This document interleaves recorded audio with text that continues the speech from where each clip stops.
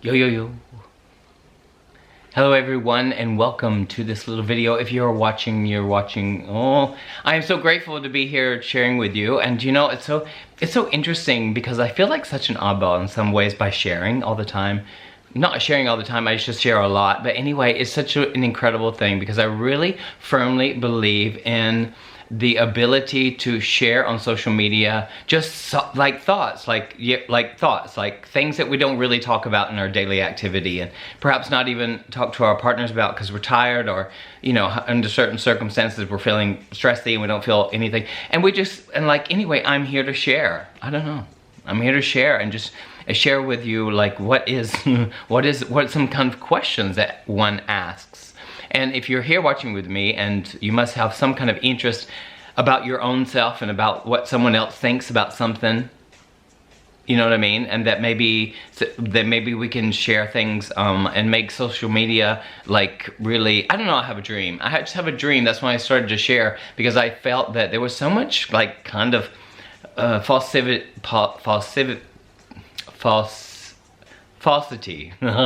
some falsity that like, because everything is just pretty and we share this and that and everything. That's a whole nother story, and you probably get what I mean, you know, like beautiful pictures and like I can't show I'm fat and all those kind of things, and the negative is never really necessarily seen. But this is not a negative, it's just kind of deep, and maybe it's considered negative or weak or something like that. I don't know, like expressing yourself like weak that's a funny thing about a thought. Like I could have a thought of sharing myself and sharing my deep thoughts about reality. Like, you know, do you even do this? Do you even sit and do this? Do you even sit and think about reality and think about like, what is perspective? What is my perspective on this? I will guarantee you, if you just like take moments and follow your thought stream and realize that your thought stream is labeling and giving you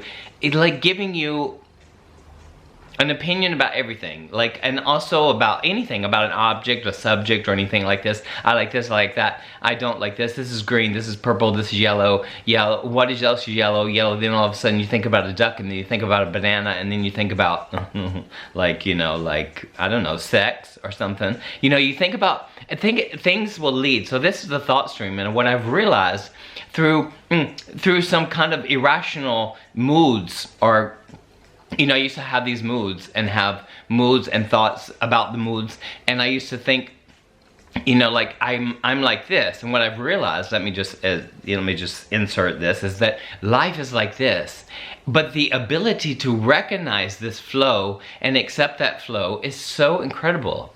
It is so beautiful, because I have found for myself, that's just what I'm sharing, because like I say, I'll say again and again, I don't know anything, I'm not trying to convince anybody of anything, but what I really like to share with everyone, that there's this flow that happens all the time within life. It unfolds, okay, it doesn't need you.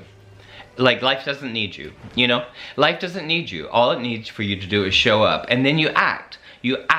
But your thought stream comes in and labels everything, and then, you know, and if you're like, a lot of us get up every day and we're on automatic pilot. We get up, brush our teeth, we have our breakfast, I don't know if you eat in the morning, and then whatever you do, whatever routine that you do, and we're certainly creatures of habit, which is like probably keeps that thought stream kind of at bay, or what you're familiar with. So you get up every day and you're like doing your thing and doing your routine, and you know, and then you go to work, and you know, you have thoughts about everything. You have thoughts that are like totally like, say for instance, you can't find your keys when you're leaving the house if you don't put it in a familiar place. And then you have these thoughts about your keys, and like, you know, you're gonna leave your apartment, and you're going to be like, you know, perhaps late for something, for work or whatever, and you realize that you can't find your keys in that moment. And then you panic, and you panic, and then you think about, you probably project thoughts about what your work is going to be, you know, if you're gonna be late, and how I can't be late. And then you maybe have a random thought about once you were late and you were got in trouble with your parents, or blah blah blah. I'm just saying that, you know, regardless of whatever the thoughts is, because there are millions and millions of thoughts on thoughts of thoughts of thoughts of thoughts on thoughts of thoughts, that there's this thought stream that's happening, and then you're like, and then you find your keys, and then you can still hang on to that because maybe perhaps you're late and you blamed it on the keys. You can't find. If you get where I'm going, this is something that happens in our daily experience, and it just unfolds. Like it unfolds. What is unfolding is the thought stream, and when the thought stream unfolds like this, there is no way to be. If you're not like watching it, you will be hijacked. You'll be hijacked, and you will feel the feeling of stress, and you feel less than. It can create emotional reactions to those thoughts that create a kind of state that you're in, and all of a sudden you're feeling down, or you're feeling, you know, worthless, maybe perhaps because you've lost your keys. And like any of those thoughts that are happening after you've left your situation on your way to work are so unproductive. They're just not productive. And what I've realized is that if I can just let go of all of those thoughts, or just watch them, actually, watch them to let go, because actually, in fact, what is so incredibly beautiful is to recognize, and this is really loving to oneself. This is how I love myself. This is how I take care of myself. I take care of myself beyond of like feeding myself, like, or keeping myself in shape, or whatever, or doing my job, or all those kind of things that we do. This is how I self-reflect to actually find my standing, my footing. And I realized by paying attention to the thought stream, my own thought stream, is that they can be related to situations in my past that were like consisted of challenges and circumstance, or you know, you know, like I like to talk about failure and successes because these polarized things, because we relate so much to failure and success, and they're in every thought, you know, positive, negative, in these polarized things. And when you watch that and you realize like something can trigger me in a past, and I can be triggered to think a thought about something else that can lead me down such a road that I don't really want to go. By recognizing that, I can actually stop myself from following the thought. Now there's a possibility. You know how I know there's a possibility to do that? It's because I do it. And when I do it, I can let go, like every second, and then I'm not relating anything, and then I'm loving unconditionally the moment it is, and that is really so incredibly valuable. Invaluable for me to grow, because I'm going to grow anyway. And challenges, what I realized without the thought stream, there are definitely challenges, and challenges are going to be had, and they are so valuable, and they create pain and suffering and those feelings of vulnerability that we don't want to feel, because, you know, challenges are, that's one of the main reasons why we just don't do them, because they're just so, they bring up so many like feelings, thoughts about those feelings. Isn't that incredible? How do I know that? How does one come upon knowing this? Like, I don't really know, but it's so incredibly, it's like a one little secret, which is certainly not a secret, but it's one little thing that I feel like to share so much that could be so valuable that it feels like a secret, like, because it's so beautiful and divine. It's from my essence. It's not from my ego. So all this is basically the thought stream. There's nothing wrong with the thought stream, absolutely not. But it's related to my ego. My ego is very, very fragile, and it's really clever and really sly, and it's really like, you know, can make you feel completely inferior, and then and 5 minutes later, or 5 days, or however, whatever it is, you can feel inferior. You know, superior and inferior. It's polarized thoughts and feelings. There's like, what this thought stream, I'm so excited. I'm just so excited about talking and sharing that it's the most loving act I can do on social media. So I feel so good about that. So I'm just gonna regain myself. Everything I've realized is so ego-based. And how I'm here, arriving to this day, it becomes even more miraculous.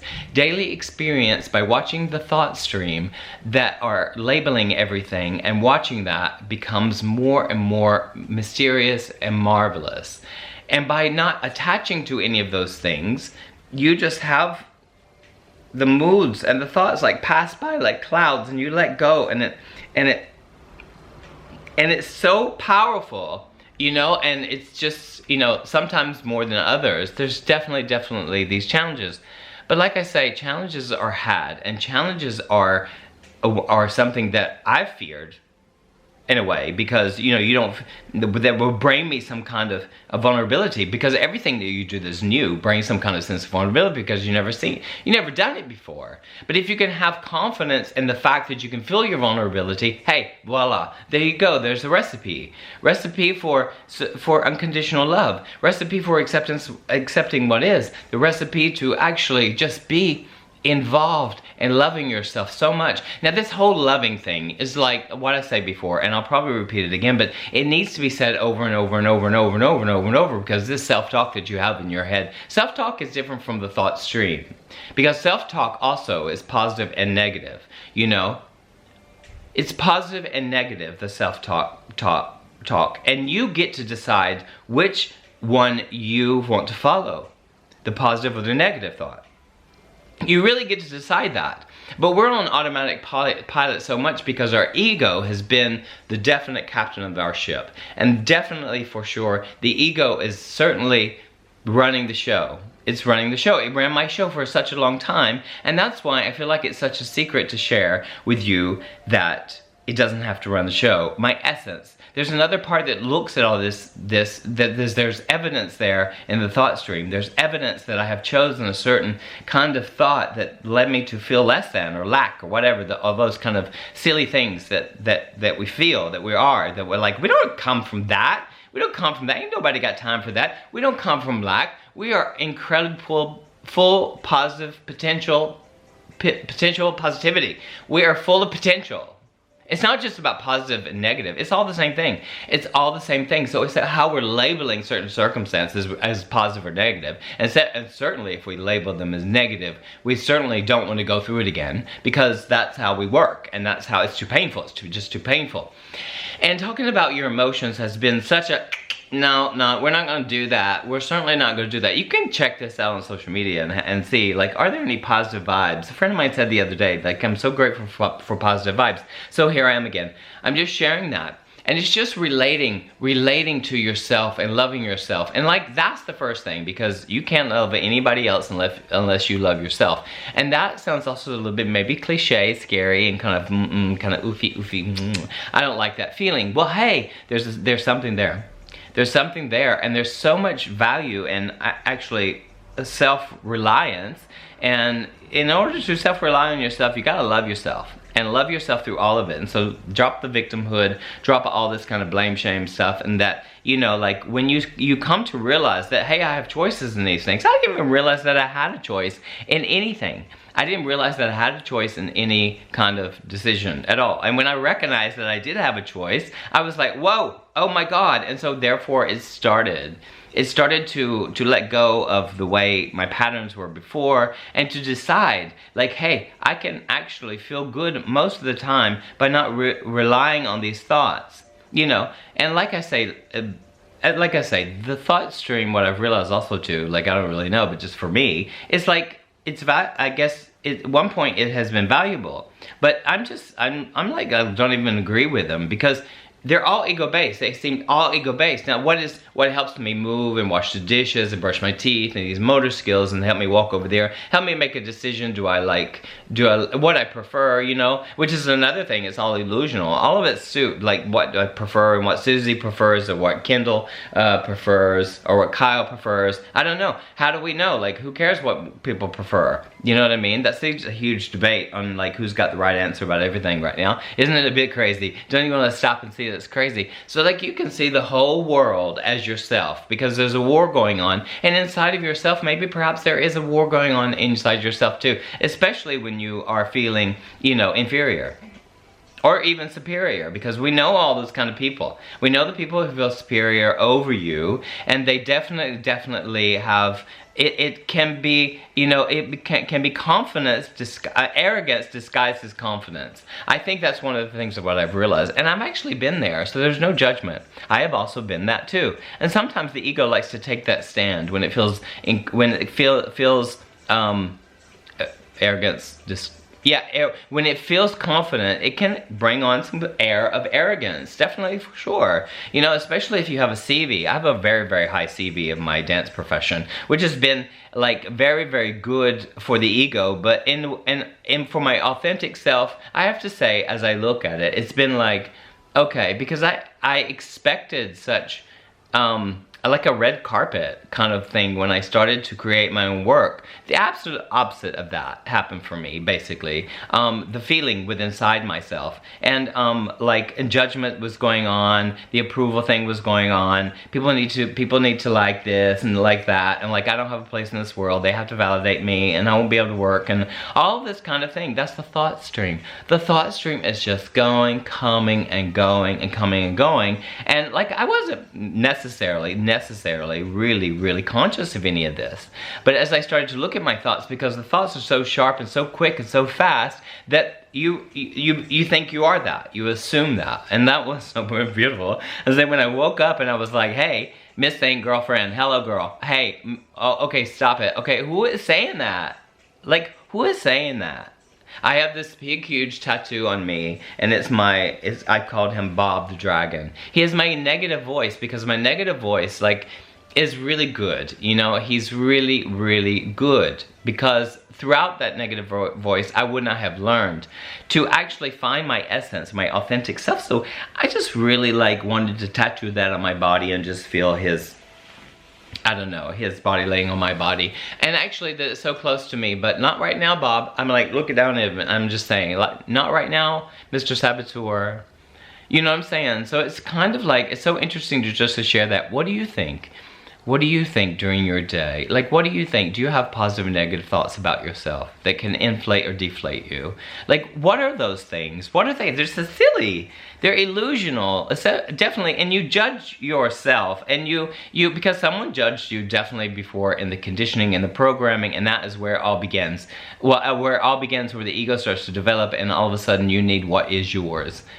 And if I don't get mine, I will feel so bad. There is a possibility, babe, of recognizing that you are not that thought stream. And that is so beautiful, because I used to be like that. I used to feel like if I wasn't validated by people, I swear to God, I would just rather die. And like, probably commit suicide. Like people do this. Or people kill each other.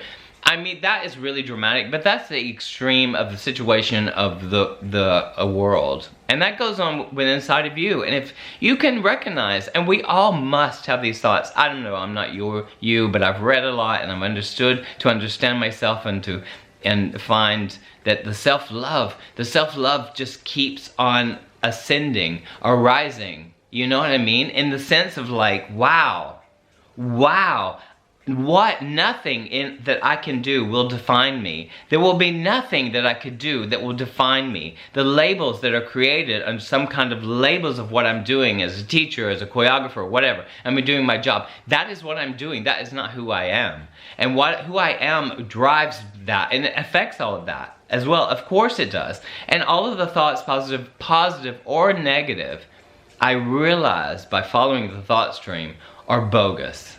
Bogus, you know, it's British for like a joke. It's right. Anyway, because I'm an international queen, I have been around the world, you know what I mean? And that comment before could make my ego feel good. And if it feels good right now, it feels good, but I look at it and I go like, you could really inflate. Because the ego loves to inflate and feel superior. It feels so good with that. That's why we have opinions and judgments, and we look at other people and we judge them. We judge them, and that happens automatically. You believe it's your thought. You made it up because you didn't make it up.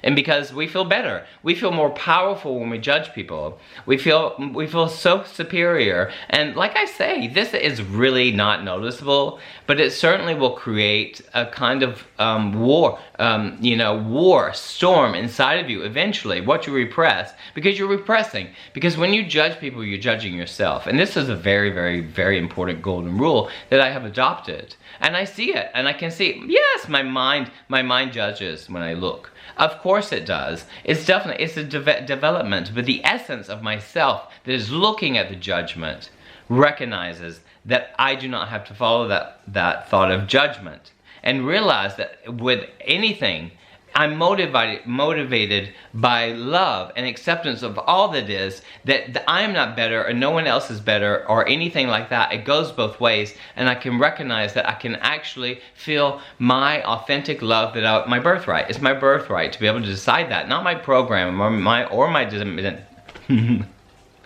my domestication. Any of this kind of stuff has created the ego, and it's really amazing. So that's what I want to share with you, and I just really feel like sharing some love nuggets, because that's what I like, because otherwise, I don't know. I just don't know. I can show some beautiful clothes that I buy, which is so rare because I don't know I have a need for that. I don't know, what do you think? What are you thinking? I don't know. Did you recognize? If you got this far, you must have some kind, it must resonate somehow in some way. And remember, just being you, what does that mean? What does that mean? Your authentic you. It doesn't separate it from you or any of us. What connects us? Not our differences. You know what I mean? Differences are fun and we learn from each other, definitely. But fundamentally, there is no difference from any of us. And that thought for me is so beautiful, because it really is a thought that I think that brings me joy and feels good. And it feels good. And regardless of how atrocious I think anyone is in front of me, I have the ability to recognize myself in them and realize programming and domestication is so violent. It can be so violent. There's nothing wrong with it, and it's quite innocent. But in another way, it can be so violent that we destroy. And that I find really fundamental and like worth discussing. I don't know, worth just sharing one's thoughts about those things. Maybe we don't even think. You know, maybe, you know, maybe we don't even recognize our thoughts about things. And, yeah, I don't know. But for me, I do, and it's really beautiful. And there's a possibility to actually kind of be fine a lot, most of the time. I'm fine, I'm good. I'm good with that. Even I'm good with my down moods. I'm good with feeling sad and feeling emotional and watching blame, shame, and all that stuff like that. I'm good with it. But it takes time. It just takes time, and then it passes, and there's such moments of joy and bliss that are just, that's why I'm sitting here and so excited about sharing it with you, because for me it's a reality, and for me it's like unlearning and dropping all of that and just recognizing that I am full of potential as well as you are, and wonder. We're full of wonder. So go out there and let go and be and have fun and lighten it up and stop judging. You know, I don't know. Do what you want, really, because the most important thing for me, for anyone to do, is be themselves, however they want. There are circumstances, there are consequences to circumstances, but hey, that's all up to you. That's all up to you. That's all up to you and us. Be kind, be loving, and be good to yourself, and let go, let go, let go. I love you so much. Thank you for watching. Ciao.